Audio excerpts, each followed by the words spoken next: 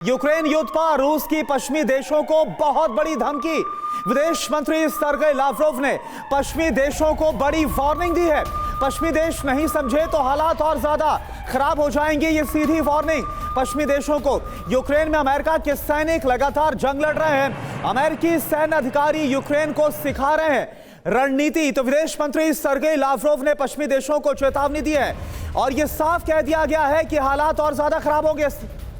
तो देखिए, war zone में रूस वर्सेस पश्चिम, क्योंकि यहां पर हम देख रहे हैं कि रूस वर्सेस यूक्रेन कम है।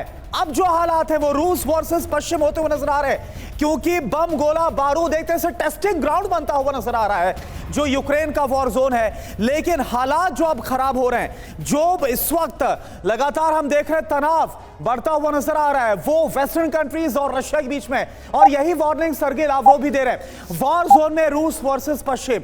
ये अपने खेत में 2000 मछलियां पाल के हर 6 महीने में 3 लाख तक कमा रहे हैं। आपको भी ये करना है, इनसे सीखना है तो फ्रीडम ऐप को अभी डाउनलोड कीजिए। सर्गेई लावरोव का बयान क्या है, उसके मायने क्या है, गैस से समझेंगे। लेकिन पहले आप देखिए, पश्चिम की मदद से यूक्रेन ने सारी सीमाओं को लांघ दिया है, सारी सीमाएं तोड़ दी गई। अगली बड़ी बात क्या बोल रहे हैं, पश्चिमी देशों के वेपन से यूक्रेन इस वक्त शेर बन रहा है और इसके पीछे वेस्टर्न ताकत है। अगर वो शेर बन रहा है, पश्चिम से मिल रहे हथियारों की सप्लाई को रोकेंगे, यानी अगली स्ट्रेटेजी बनती नजर आ रही है।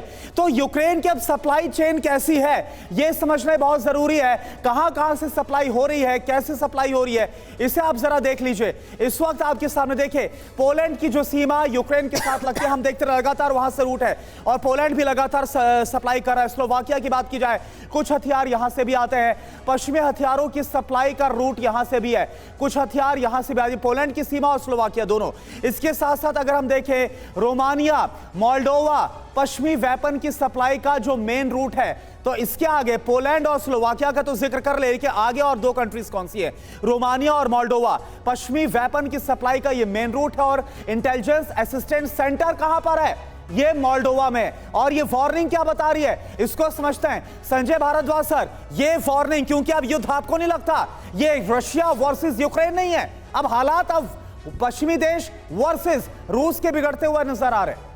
निश्चित रूप से देखिए, बैटलफील्ड निश्चित रूप से यूक्रेन है, लेकिन जो लड़ाई है वो वेस्ट वर्सेस रशिया है। और जिस तरीके से देखिए, 3 चीज़ें साफ साफ हो रही है। पहली बात कि अभी जो एक डिबेट थी कि डीन्यूक्लियराइजेशन होना चाहिए, डिसआर्मामेंट होना चाहिए, वो ख़त्म हो चुका है। अभी जो फैक्ट्री प्रोडक्शन होगा, 23% का इजाफा हो चुका है हथियारों के प्रोडक्शन में। तो लड़ाई थम नहीं रही है, फियर फैक्टर पूरा क्रिएट किया जा चुका है और रशिया के खिलाफ जो वेस्टर्न सप्लाई हुई है उसी से ही यूक्रेन सर्वाइव कर रहा है, ये बात भी क्लियर है, इसमें भी कोई दो राय नहीं है। लेकिन और जो सिस्टम डेवलप हो गया, जो बाकी देशों को समझ में आ रहा है, वो आ रहा है कि सेल्फ हेल्प सिस्टम हो गया। आपको अपने बॉर्डर, अपने हथियार, अपने कारखाने मजबूत करने पड़ेंगे। अगर आप ये कह रहे हैं कि ये सिस्टम अब स्टेबल भी है, आप ये कह रहे हैं जी, ये सिस्टम अब स्टेबल भी हो गया है? नहीं, एक तरफ से सप्लाई चलती रहेगी, दूसरी तरफ से ऑफेंस चलता रहेगा। नहीं, ये सिस्टम एक शेप ले रहा है कि जिस तरीके से